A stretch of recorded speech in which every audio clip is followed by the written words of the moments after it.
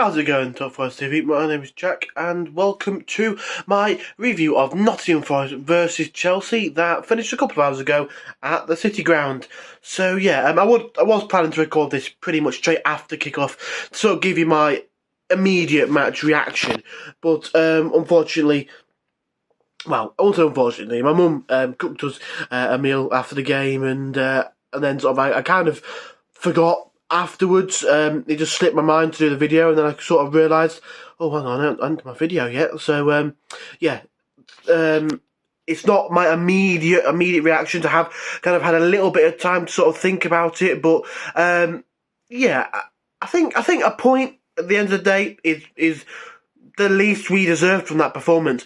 I think if you'd offered me a point before the game, I would have taken it without a shadow of a doubt. I think, we had to get something from that game. First half, I think we started off well. We were quite high-tempoed.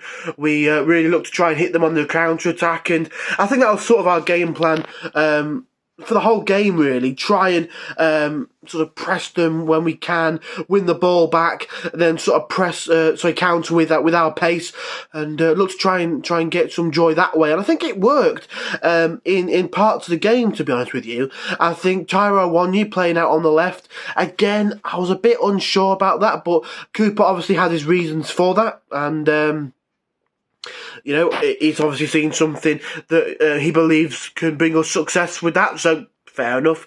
I'm not going to complain about that at all. But Cooper knows what he's doing, and yeah, I think Awoniyi got man of the match from Carragher on Sky Sports, and I kind of agree with that. He caused Koulibaly no end of problems, and if we just touch on the Chelsea back line for a second. They were quite poor. Aspilicueta was average at best. I don't think he did too much wrong, but didn't really, have an amazing performance. Same with Cucurella. Again, didn't really do too much wrong, but didn't really do enough for you to say, yeah, that was solid from him. Koulibaly, I think, was poor. He was all right on the ball. There was a kind of a period after they scored their fairly flukish goal, if you will, came off Bolly's heel, like looped up into the air off the crossbar, and then Raheem Sterling turned it in.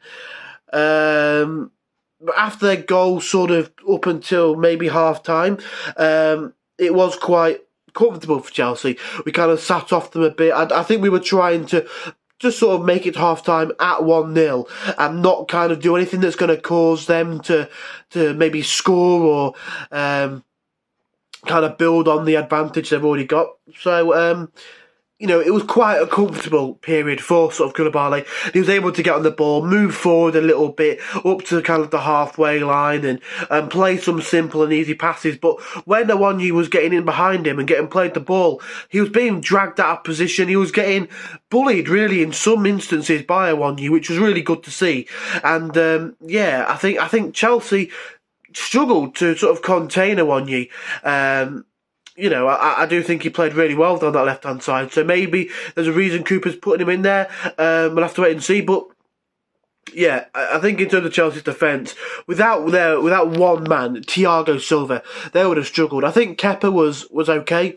He didn't get tested too much, so you can't really comment on him all that much, but without this one man, Thiago Silva, their defence would struggle so badly. I'm quite good friends with a Chelsea fan in a group chat that we're in, and he was sort of telling me about how he's just not convinced with Koulibaly. He's kind of in the middle of like stepping up and standing off. So sometimes he looks like he's about to step up, but then tries to stand off, or tries to stand off and then tries to step up, and it just doesn't quite work. Yeah. Then you look at the guy next to him in Thiago Silva, and even though he's 38 years old, and maybe not as physically powerful as he once was, the way he reads the game, his timing, the way that he looks at a situation, decides whether he needs to dive in, step off, make that sort of standing tackle, if you will. He was excellent today, Thiago Silva, and he has been excellent for Chelsea all season, and I think without him, they would struggle so badly. My friend was telling me that he thinks Chelsea need to look to get at least another centre-back in January. Koulibaly's not been as good as they expected. Thiago Silva's getting on and he might only last a season, maybe two at that.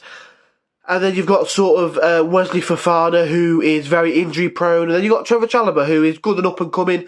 Not sure if he's ready to be slotted in straight into that first team constantly as the main man. But yeah, he's saying that they probably need another defender in January. And I can see that, to be fair. It was quite an average performance for Chelsea. They weren't great. They didn't stand out too much.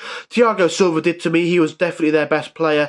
But I think overall, they were kind of just not great, but not bad. Just sort of somewhere in the middle.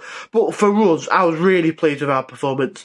We started off well in the first half. Like I said, we had that little bit of a slump, maybe a lull in performance towards the end of the first half, but I think that's only natural because we were trying to conserve the one goal. We didn't want to try and make try and step out and cause us to make any mistakes that might lead to them getting a second and kind of putting the game a little bit beyond our reach. So we did well in that respect to sort of keep it calm, keep it tight, not make too much space in the midfield for Chelsea to play through, and then get the second half and see what we can do from there. In second half, we came out all guns blazing, firing at Chelsea, and it was great to see.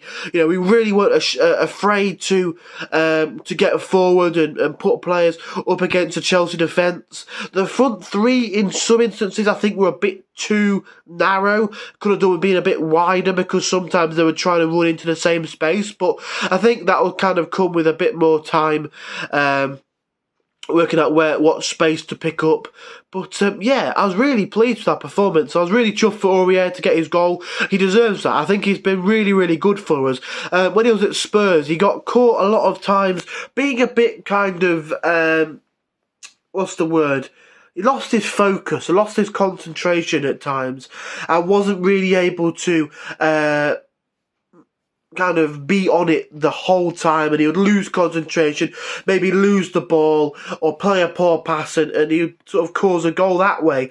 But he's not really seemed to do that for us. He's been really good and really reliable, and I'm really pleased he got the goal. It was well taken as well, sort of on the chest in a crowded area, sort of put it through the legs of Kepa, and it was, yeah, really, really pleased with the performance today, one that we can be really proud of and one that we can look to build on. I think our home games, our home record is going to be massive for us. Away from home, it's quite clear to see that we do struggle, but at home it's a fortress for us.